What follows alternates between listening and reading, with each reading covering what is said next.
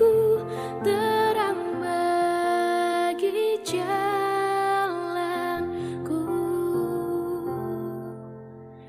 Firman-Mu pelita bagi kakiku, terang bagi jalanku.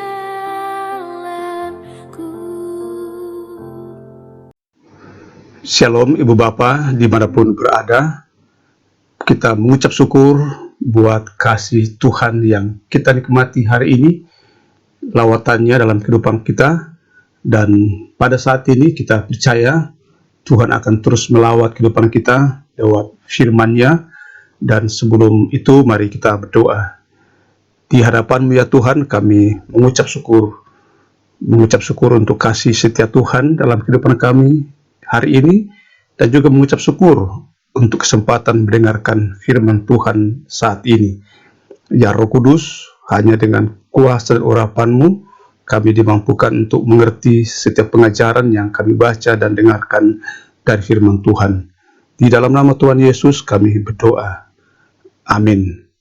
Saudara, tema kita diberi judul Hidup yang Digerakkan oleh Firman Tuhan.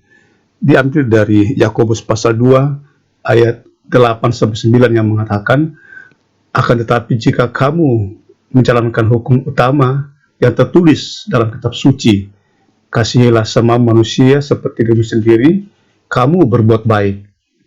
Tapi jika kamu memandang muka, kamu berbuat dosa, dan oleh hukum itu menjadi nyata bahwa kamu melakukan pelanggaran. Saudara, kita mungkin pernah membaca tulisan D.L. Moody yang mengatakan Alkitab harus dijadikan dasar dari setiap segi kehidupan kita. Dan surat Yakobus kembali mengingatkan kita tentang hal itu. Kembali diingatkan dalam inti pengajaran dalam Perjanjian Lama, yaitu kasihilah sama manusia seperti dirimu sendiri. Itu kita bisa baca dalam Imamat 19 ayat 18. Dan dalam pelayanan Yesus, hal itu menjadi sesuatu yang sangat penting diajarkan. Dalam perumpamaan orang Samaria yang murah hati, Yesus mengatakan kepada kita bahwa sesama kita ialah setiap orang yang memerlukan pertolongan kita. Pertolongan ini bukannya persoalan geografis, melainkan kesempatan. Pertanyaan yang penting bukannya siapa sesama manusia, melainkan kepada siapa aku dapat menjadi sesama manusia. Mengapa mengasihi sesama manusia disebut sebagai hukum yang pertama dan yang utama? Pertama, karena hukum ini diberikan oleh Tuhan, dan hukum itu pun juga terus diajarkan oleh Yesus Kristus kepada murid-muridnya. Kita bisa baca itu dalam Yohanes 13 ayat 34, dan Roh Kudus mengisi hukum itu, hukum kasih Allah itu di dalam hati dan kehidupan kita. Sehingga orang-orang benar, orang-orang percaya harus belajar tentang kasih kepada Allah dan mengasihi sama manusia. Dan yang kedua adalah, mengapa mengasihi manusia disebut sebagai hukum yang pertama dan utama? Karena hukum ini menjadi hukum yang berdiri atau dibangun di atas segala hukum. Hukum ini menguasai hukum-hukum yang lain. Kasih adalah kegenapan hukum Taurat.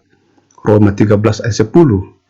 Kita tidak lagi memerlukan beribu-ribu hukum yang rumit apabila setiap kita telah sungguh-sungguh mengasihi sama manusia.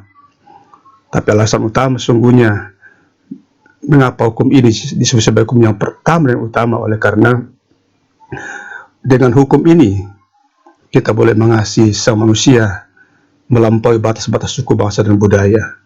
Dengan mengasihi Tuhan dan sesama, maka kita dihindarkan dari kebencian, karena kebencian merusak segalanya.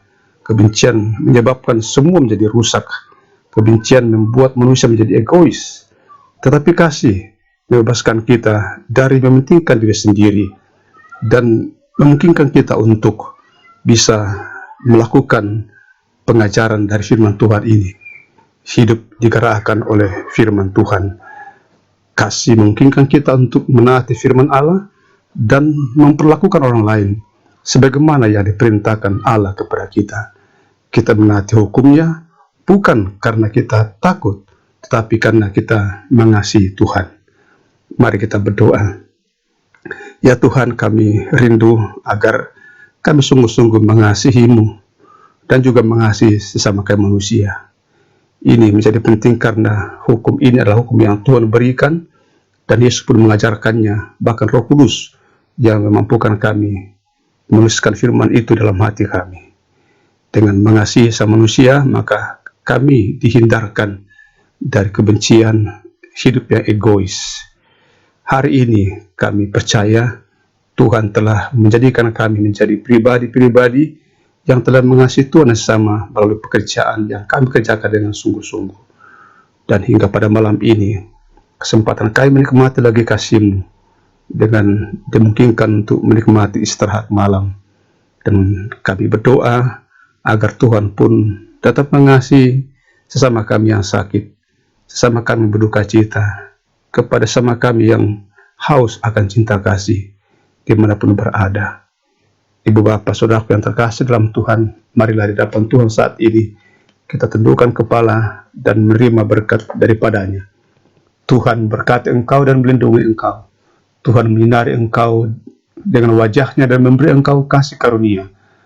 Tuhan menghadapkan wajah-Nya kepadamu dan memberi engkau damai sejahtera. Amin.